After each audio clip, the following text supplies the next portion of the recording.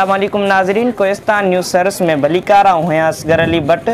ख़बर शामिल कंदासीं त थाणो बुलाखान शहर के 5 नंबर वार्ड के खासकेली मोहल्ला के रहवासिन गुज़रियल 2 महीनन का ख़राब थियल ट्रांसफार्मर न ठाराइण खिलाफ़ एहतजाजी मुज़ाहरो किया ऐं हिस्को अमलदारन खिलाफ़ सख्त नारेबाज़ी करे बिजली बहाल करण की घुर कई। उन मौके ते रहवासिन महबूब खासकेली, अयाज़ अली, बाबर, सफदर, अब्दुल मजीद और अगूणी लेडी काउंसलर हसीना मंजूर ॻाल्हाईंदे चयो त 3 महीनन का बिजली ट्रांसफार्मर खजी वियो है, बिजली ना है, पानी सहूलत ना है, पानी ॿार असांजा बीमार आहिनि, बुखार में मच्छर कई बुखार में पैदा थी इलाही बीमारी पैदा थी है। ट्रांसफार्मर 3 महीने जेको गुम है, अञा ताईं को सार न नदी। असां महिरबानी करे असांखे ट्रांसफार्मर नओं ॾिनो वञे या इहो ठाराए असांखे ॾिन त जीअं असांजा ॿार ऐं असांजी औरतूं, असांजा नंढड़ा वॾा बीमार जेके ॻोठ में पिया आहिनि उन्हनि खे सिहत मिले ऐं सुकून सी रही उनके दुआऊं कनि। हिननि खां वठी ट्रांसफार असांजो सड़ी वियो आहे,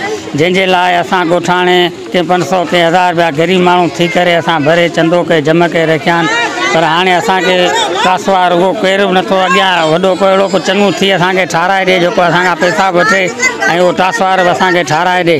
हाणे न थी आहिनि ट्रांसफार खे, जंहिं टे बि वञूं था, वॾे रेटे वञूं था, कंहिं टे बि वञूं था, अचे बरसाति तॾहिं बि असांजा इहे सूर रोडे जा मैनुअल भरिया पिया आहिनि। नंढड़ा ॿार हिते सूर पिया खाइनि राति ॾींहं जो पाणीअ लाइ सूरे में। तॾहिं बि हिननि वज़ीर आला सिंध सैयद मुराद अली शाह ऐं ॿियनि आला इख़्तियारनि खां मुतालबो कयो आहे त असांजे पाड़े जो ट्रांसफार्मर ठाराए बिजली बहाल करे तकलीफ़ खां बचायो वञे। Reporter Kohistan news service team Thano बुलाखान।